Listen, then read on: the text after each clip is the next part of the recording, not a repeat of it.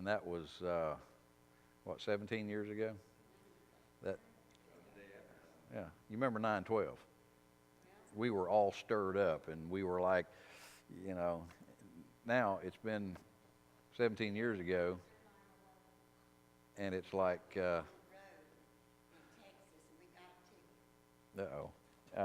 it's like, it happened, but it's ancient history.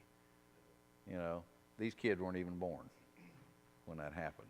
The further you get from an event, the less impact it has on you. We're reading material here. This material, we're 2,000 years from Christ. We're about 600 years before that. And so we're looking at 2,600 years ago, this stuff happened. How many of you are impacted by something that happened 2,600 years ago?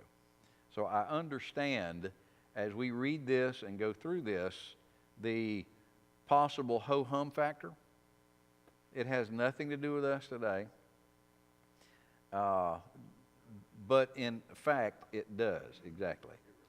It relates very directly to us. So let's go into chapter 31. And this is this message was dated June the 21st, 587 BC. The last dated prophecy that we have was in chapter 30, remember? Verse number 20. That was approximately 2 months ago. That was April the 29th. Now we're on June the 21st. And so we're just a couple of months away from what we studied last week. And the opening of chapter 31, I'm going to try to put this on a calendar for you. The opening of chapter 31 brings us to within 4 weeks of the final collapse of the city of Jerusalem. All right? In 4 weeks, Nebuchadnezzar, matter of fact, Nebuchadnezzar is already around. It took him 1.5 years to take Jerusalem. So they've been doing their business around Jerusalem for about 1.5 years. And so we've got another 1 month. They got 4 more weeks, and the temple will be burnt, and the city's going to be destroyed, and the people are going to be scattered all over the place. And the story is still about Egypt. They're not a big deal to us. Egypt was the big bad boy on the block in 587 BC. Egypt was the Arnold Schwarzenegger, and everybody else was Barney Fife. And Arnold thought his arms were so big that he could take down anything or anybody. All right, let's begin reading at verse number 1 now. It came to pass in the 11th year. Now, 11 years from what? Everything is dated from a point A. What's point A here? 11 years and the 3rd month and the 1st day ago, Ezekiel was taken captive from the city of Jerusalem. So he's been on the Kibar River in Babylon for 11 years. Okay? Pardon? This is actually the 3rd one. That the word of the Lord came unto me, saying, Son of man, speak unto Pharaoh. Now this is Pharaoh Hophra, Hophra. And this guy happens to be just the king of the hill at this moment. And he says, say to Pharaoh, king of Egypt, and to his multitude, tell him this, whom art thou like in thy greatness? Now, the question is there anybody in recent memory that you're like? Can you think of anybody? And the Lord is sort of playing with him here. Is there anybody you can think of that used to be just like you? And he's eventually going to get to the king of Assyria. And he's going to do what was very common in the Middle Eastern, in the Mediterranean basin. They had literary agents, literary, not tricks, but literary things that they did, like we have metaphor and hyperbole and all that kind of stuff. One of the things that they did in the ancient Middle East, they would compare people to trees or animals. Daniel is full of this. And so in this particular chapter, Assyria is going to be addressed to Egypt. Now, why would he fool with Assyria? What's the deal with Assyria? Well, in 612 BC, which was 25 years prior to chapter 31, the city of Nineveh, the capital of Assyria, was destroyed. It was destroyed by a fellow named Nabopolassar. Nabopolassar was the father of Nebuchadnezzar. And why their moms gave them such names, could you imagine calling that youngin' for dinner? But anyway, Nebuchadnezzar's dad, Nabopolassar, took Assyria. Now, at that point, 25 years prior to chapter number 31, guess who was the Arnold Schwarzenegger on the block? Assyria. Now, they were nasty. These guys were like ISIS. They wouldn't just kill you, they would kill you. And Assyria was famous for, they would take the bodies of the people that they'd killed in war, the soldiers, and they'd put them out in the field and they'd run over them with plows pulled by horses. And they would plow their bodies into the dirt, fertilize the dirt, and then the Assyrians would plant crops over the bodies. I mean, these people were filthy nasty. No regard for human life whatsoever. And so everybody was scared to death of the Assyrians. Nobody could ever touch the Assyrians. Well, Nabopolassar did. He took them down. He cut down this great big cedar tree. And so here the Lord is saying, now, Hophra, is there anybody that you've read about in the newspaper in the last, say, 25 years that kind of reminds you of you? And so he says now in verse number 2, Son of man, speak unto Pharaoh, king of Egypt, and to his multitude, whom art thou like in thy greatness? Behold the Assyrian. Let me answer the question for you. There was an Assyrian. And this Assyrian that we're talking about now, are you ready for his name? Okay. This guy's name was Ashur-uballit II. And Ashur-uballit was the king of this really bloodthirsty ISIS-type regime in Assyria. Nobody was supposed to be able to touch them. Well, verse number 3 says, behold, the Assyrian was a cedar in Lebanon with fair or beautiful branches, and with a shadowing shroud. And the shadowing shroud just simply means a wide canopy. You know what the canopy is on a tree. It's how far out the limbs go. And I learned something. One of the things I learned this morning was a cow hitting the road is the most homeless thing in the world. I've learned that. And I've also learned that an orange tree, and somebody correct me if I'm wrong, but I think this is what I've been told, that the root system goes out as far as the branches. Is that correct? And so, is that right? Okay. So when you fertilize, you don't fertilize right around the trunk, correct? You fertilize out, and so when I fertilized our trees, when we had them, I'd run it as broad as the canopy was. And so here was a tree. These cedar trees were, at that time, the tallest trees in the Middle East. These things could hit 80 feet. These were huge trees. Now, this auditorium is 52 feet wide. And so add another 50 or 30 feet, which would be about, I guess, the end of the fellowship hall over there, and then stand that straight up. So it's 120 feet, I think, from the front door to the back wall. These are big trees. And those things are straight as an arrow. One of the reasons they were used in building was that they weren't crooked and they didn't have dog legs in them. They were just this really tall, straight tree. And so he had this shadowing shroud, this huge canopy of a high stature, and its top was among the thick boughs. And so we've got this tree that's taller than every other tree in the National Garden. With the other nations and city-states, there were some of these, what we call them countries, but they were city-states. They were one town, and that one town was the nation. And so that was pretty common in this part.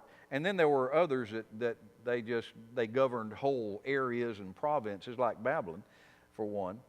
And so we've got this guy, Hophra, being addressed, and he's being brought back 25 years, and he says, you kind of remind me of a guy I took care of 25 years ago, and his name was Ashur-uballit II, and he was like you. Remind me a lot like you. He was arrogant. He was proud. He thought he got what he had by his own strength, his own wisdom, his own glory. He put it all together. The puzzle was his making, and the world was his oyster. He thought nobody could touch him. He was the untouchable, unreachable. That's what he thought. That remind you of anybody? Hophra? All right, now, goes on verse number 4, and we're going to have this wonderful, probably about a 9-verse description of how fabulous Assyria was. Now keep in mind that Assyria, one of the things that we today study about the Assyrians was their beautiful artwork. These people were enamored with beauty. Things like buildings that were just ornate and elaborate and colorful. And they used tiles and they used paints, and a lot of these we still have remnants of this stuff. It's absolutely gorgeous. It is. And their clothes, they clothed their soldiers like they were models off a Gentleman's Quarterly magazine, because when they went into a country, they wanted to sell their culture as well. And so you sell your culture, you know, often by what you look like and the way you dress. And so these guys were, oh my word, they were just, they were GQ models when they went to kill you, and you remembered that. So, verse number 4 says, the waters made him great. Now these are the waters of the Tigris River. This is up north, and this is way north of Galilee, where the Tigris and Euphrates River run up just below Russia, basically today. And so they had plenty of water. This was the only water source in that part of the world. And so they had pulled off of the Tigris River canals, watering canals. Like today, we don't have to do that. We've got microjets, and you can run microjets anywhere. And so they could dig these water canals to run through their gardens, their homes, their yards, and their fields. And so verse number 4 says, the waters made him great, the deep set him on high with her rivers, and that's these irrigation canals. And so we've got the Tigris, which was the great source of water, and then we've got these little tributary water canals that were just a few inches wide to a few feet wide. These weren't rivers at all. And so these were running around about his plants and sent out her little rivers unto all the trees of the field. So Assyria made sure that it touched everybody in not a good way. They touched you by conquering you and brought you underneath the canopy of the Assyrian cedar.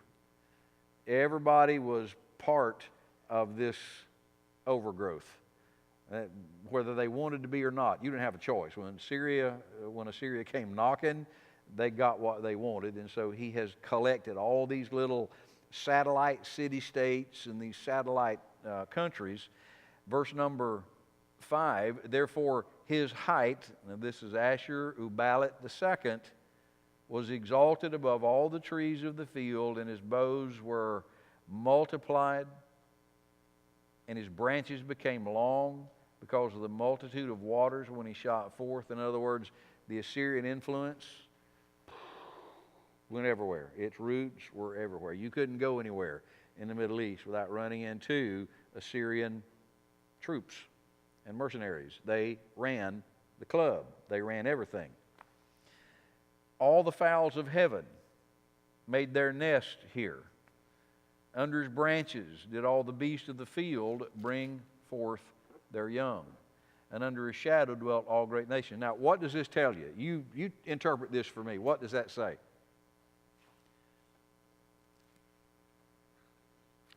All the animals had their babies here.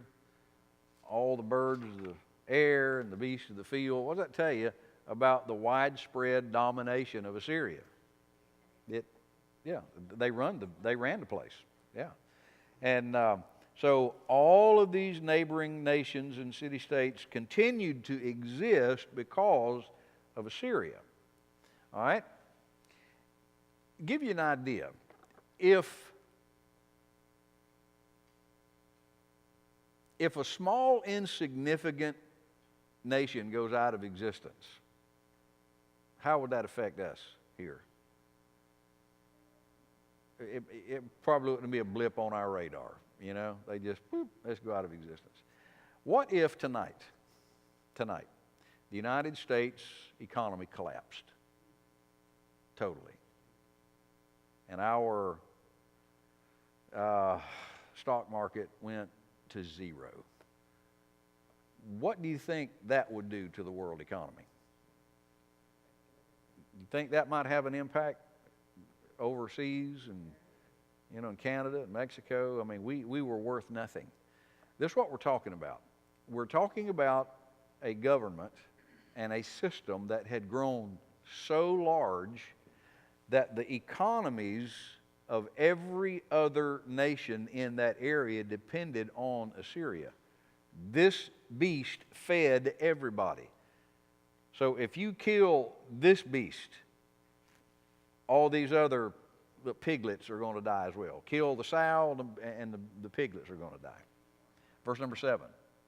Thus he was fair in his greatness, and in the length of his branches, for his root was by great waters. The cedars in the garden of God. Now the garden of God here, we're not talking about Eden. We're talking about in the garden of nations, okay? And the Lord is being poetic here. It's like the nations are this big garden of trees. And you've got some shrub oaks. And you've got some dog fennels. You know, and you've got some that are like this. And then there's, oh my word, what is that thing? It just shoots up like forever. And you've got this huge cedar tree. Well, that's Assyria. And they're so, you know, verse number 8 says that the cedars in the garden of God could not hide him. No one could overshadow, no one could eclipse him, no one could cover him up. Nobody. They couldn't reach the top of this thing. He was too high. And so the chestnut trees were not like his branches, nor any tree in the garden of God was like unto him in his beauty. I've made him fair by the multitude of his branches. Now, who was responsible for the success of Assyria? Now, do you like me, do you find it odd that God would allow this kind of government to exist? Well, let me tell you this. It was human government is God's design. There were two entities that he created in the book of Genesis, and a third one that he created in the New Testament. These are institutions that have governed man's life on this planet for 6,000 years. Number one was the family. We talked about that this morning. A mother and a father producing children. Adam and Eve were joined together in marriage in the Garden of Eden. Then, just a few chapters later, when men began to multiply and we broke God's law, we became moral felons in the Garden of Eden. People were doing wrong, people were killing and all this kind of stuff. And so the Lord established government. He said, by man shall man's blood be shed. And so he established capital punishment. He established laws. He established government. He established boundaries. Then, a while later, he gave specifics. About 2,000 years after Adam came Moses. And Moses was the gentleman that we know as the lawgiver. God gave him laws, and we talked about this morning. There were 10 universal, unchanging moral values that everything else was built around. So we've got these 10 commandments, and then we've got 613 statutes in the law of Moses that were fed by these moral principles. And so we've got the family, then we've got government, or the state, and then in the New Testament, what was the third institution? It was the church. And so every facet of our existence, God has designed an institution to bless it, to build it, to make it the best that it can be. But look at the things that we've done. Has the family collapsed? Has government collapsed? Has the church collapsed? And so these three pillars that have been set underneath the foundation of human government, or human society rather, have collapsed. You can't help but have the morass that we have today. You can't help but have some kid walk into a school and start shooting it up. You can't help it. This is predictable. We should not be shocked at all at the heinous things that people do because of the collapse of the home and the government and the church. And so these are three institutions that we need to rebuild and put back together. And so here we have this beautiful, oh my goodness, this tree that was just like no other tree in the world. Verse number 9. I've made him fair by the multitude of his branches, so that all the trees of Eden that were in the garden of God envied him. Again, we're talking about the world order of nations. Everybody wanted to be Assyria. I can identify with that. I've never been to Assyria. I didn't live 2,600 years ago. I don't know what these people looked like. I don't know what their culture was like very much. I know a little bit, but I do know this. I do know that people risk their lives to come to the United States. I know that. I know that people will get in these little old homemade I hadn't heard much of it lately, but they'd leave Cuba, 90 miles off our southern border, and they would risk the straits of Florida, sharks and storms and everything else, to get over here. I do know that. I do know that people risk their lives to come here. Why? One word. Freedom. Freedom. Freedom to follow their God-given goals and dreams. Freedom. I am for these people coming the right way. See, in your house, I can go to your house and I can enter your house one of several ways. What way would you prefer me enter your home? Through the door? Okay. You would not want me to kick your window in? How about bust a hole in your walls? See, I'm probably welcome at your house if I come the right way. And this is my statement to people around the world. You're welcome to come if you understand a few things. Number one, there's a right way to get here. When you come, you can bring your traditions and your foods and your clothes, but understand we are a constitutional republic.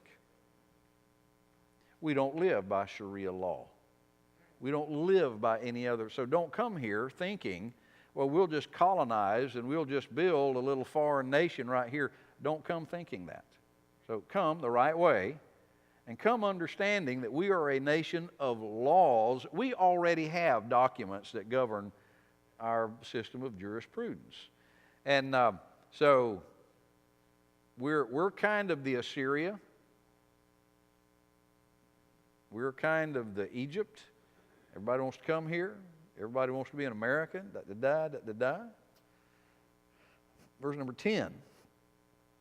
Therefore thus saith the Lord God, because thou hast lifted up thyself in height, and he hath shot up his top among the thick, is that bows or boughs? How do you pronounce that? Boughs. Okay, boughs. And his heart is lifted up in his height. So, now for 9 verses we have, wow, this thing is amazing. This is incredible. What a tall tree. Look how big. Look how influential. Its branches go all over the place. And oh my goodness, everybody is under it and everybody is feeding off of it and all the wonderful, beautiful, fabulous, fantastic. Now, we're going to set it up to be cut down. Now, why would this happen? Well, verse number 10 says, you lifted up yourself. This is nothing more than arrogance or pride. Now, what is pride? Well, pride is not when I think I'm better than you are. Pride is when I think I'm exempt from the rules. When I begin to think something like, everybody else has to do this but me. You see, my family is so important in this town, I can break the laws and get away with it, but you can't. See, we have so much money that we can do this, but you can't. My kids are so athletic that you can't kick them off the team for bad grades. You'll have a losing season. And so they're exempt from having to have good grades. Look at all of the things that people take exemptions for. We're just too this, we're too that, we're too cute, we're too pretty, we're too handsome, we're too whatever. That's pride. And so apparently, this king was like, I'm too strong. I can't fall. I can't. Nobody can do anything to us. And so this attitude of arrogance, according to verse number 10, was the thing that God said, enough is enough.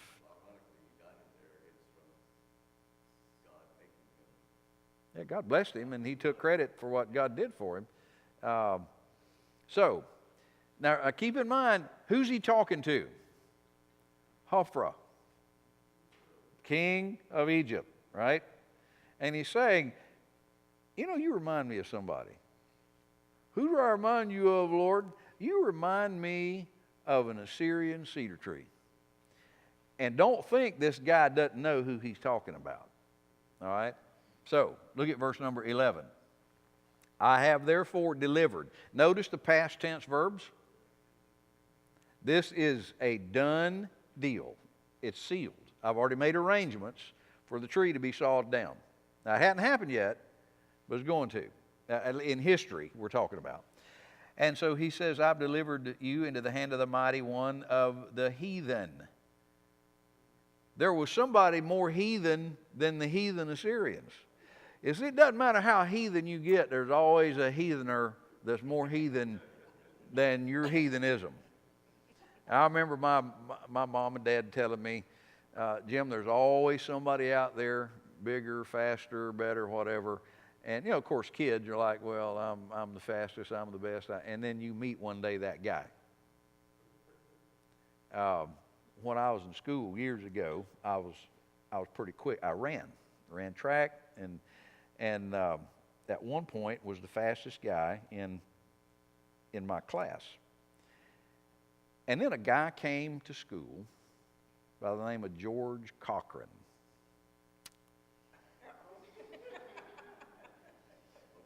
We had phys ed we called it phys ed. And we did that, you know, that, was it 12 weeks physical thing? It was a test, and it was for a week, you did all this kind of stuff. Well, here's Jim, you know, and I ain't worried about anything. I'm going to run these guys in the dirt. And we were doing the 100-yard dash, I think is what they call it, and George was in my group. And boy, they dropped the flag, and George Cochran smoked me like a cheap cigar. George, he was about my size. He was just built to run. I mean, the kid, God just gave him better legs than he gave me. He ran off. I was like, what? No. And so no matter, there's somebody out there that's always going to take you down in whatever field of endeavor it is. And so he says in verse number 11, I delivered him into the hand of the mighty one of the heathen. Now, that's Babylon. He shall surely deal with him. I have driven him out for his wickedness. And strangers, the terrible of the nations. That's Nebuchadnezzar. This is Babylon. He's called this is the bulldog of all the nations. This guy's coming after you. Have cut him off and have left him upon the mountains and in all the valleys. His branches are fallen, and his boughs, that correct? Boughs are broken by all the rivers of the land, and all the people of the earth are gone down from his shadow and left him. I'm sure you've seen a tree being felled, you know, and in slow motion, and it takes forever, and it falls and it starts popping and cracking and creaking, and remember, Michael, when we were cutting those trees down over, and I had my chainsaw, and we'd cut all the, what they call them, the upper buck and the lower buck or whatever. You know, you cut that big V out of it, and I did it by the book, and I had my chainsaw in the back of it because I was fixing to cut it, and it was going to fall this way. And for some reason, it didn't understand what it was supposed to do, and it started falling backward, and I was like, whoa, no, no, no, no, no, and it pinched my chainsaw and fell with my chainsaw bar, you know, and of course my chainsaw was all like that. And so sometimes things don't go the way you plan. And when this tree started cracking and popping and falling, people started running like sprayed roaches. And when it hit the ground, it shook the mountains. Now, there are a lot of trees that when they fall don't make any noise at all, but this was Assyria. Everybody was tied to Assyria economically, militarily. And so when it fell, it was just like, whoa, and they scattered all over the place. Verse number 12 says that the strangers, the terrible of the nations, have cut him off, have left him. Verse number 13, upon his ruin shall all the fowls of the heaven remain. We got some buzzards and some vultures that are going to come and pick his bones. They're going to come in and steal his artwork. They're going to come in and steal the money and the gold and the silver, and they're going to steal the horses. They're going to steal the women. They're going to just skeletonize this broken nation now. And all the beasts of the field shall be upon his branches. And so you can see buzzards everywhere. And buzzards, they're attracted to death. And so here they are, just covered up Assyria. Verse number 14.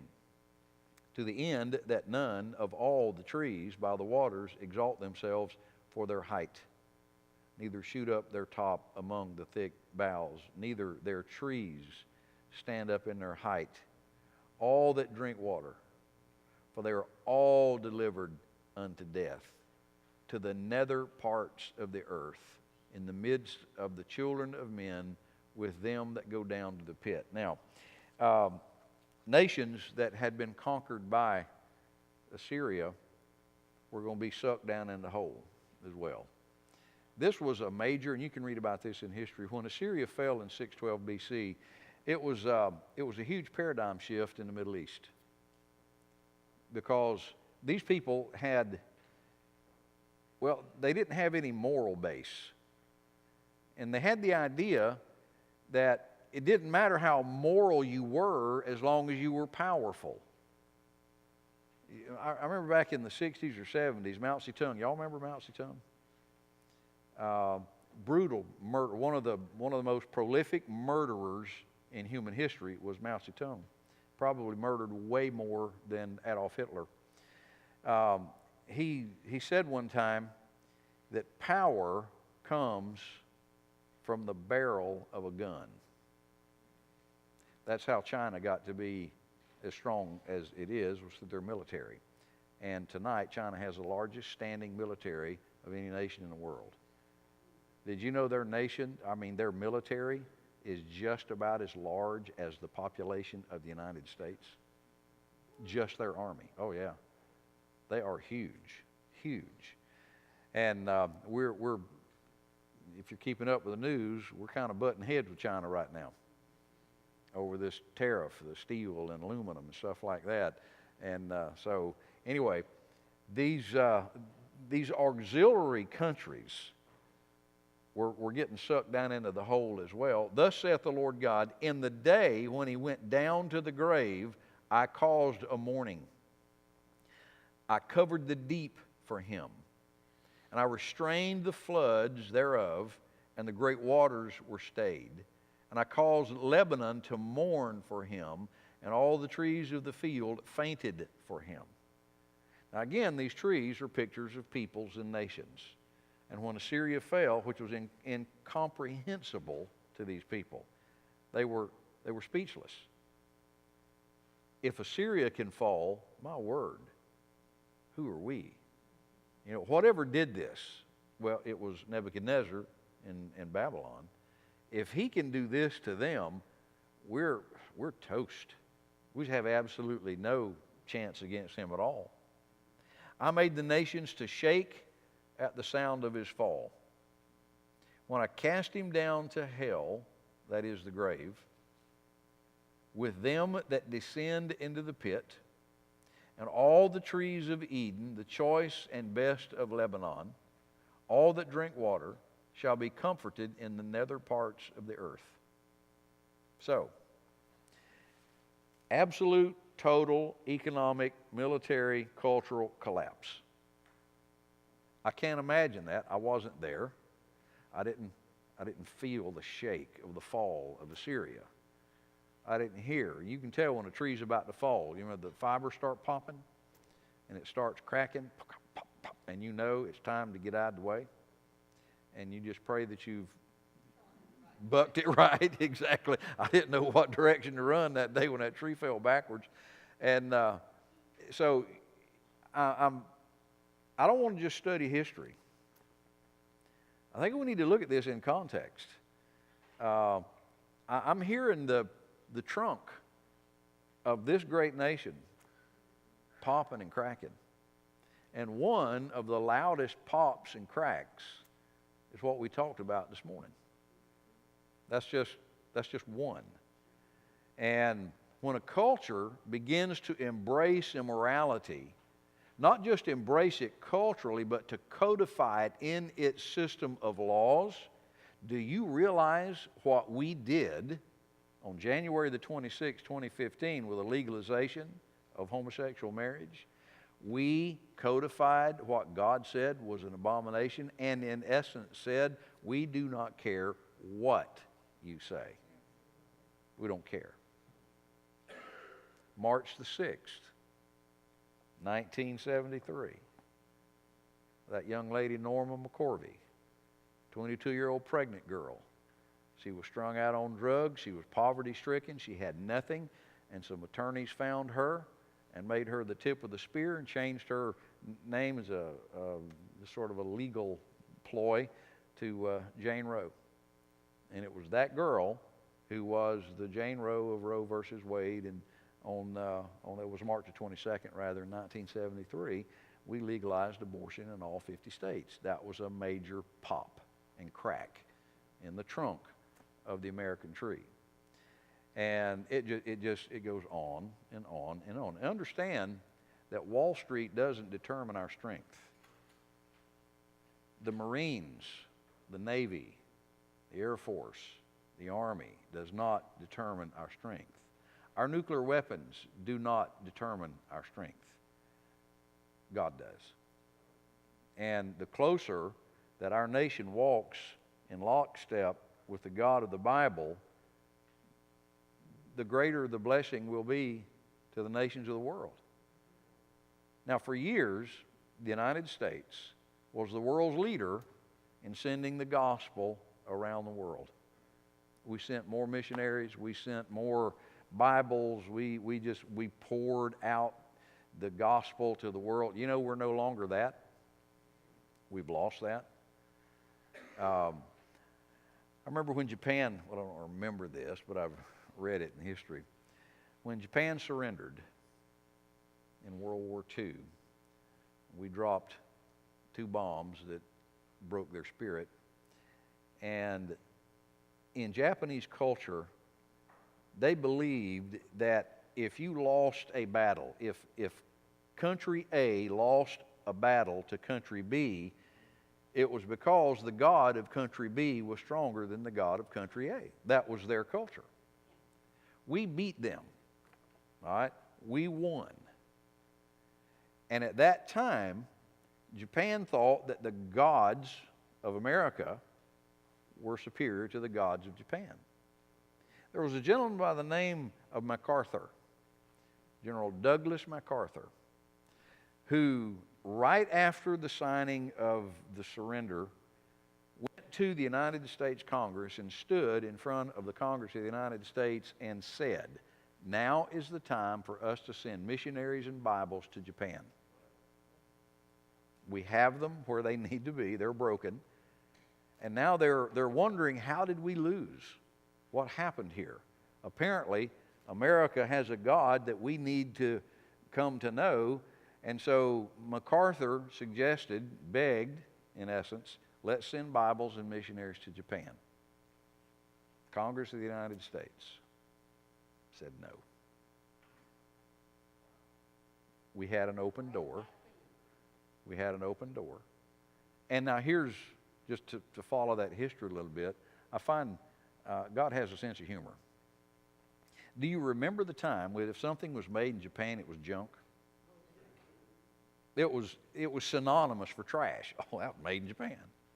Well, here's what we did. After the end of World War II, instead of sending Bibles and missionaries, we sent technology over there and taught them how to rebuild their industrial complex.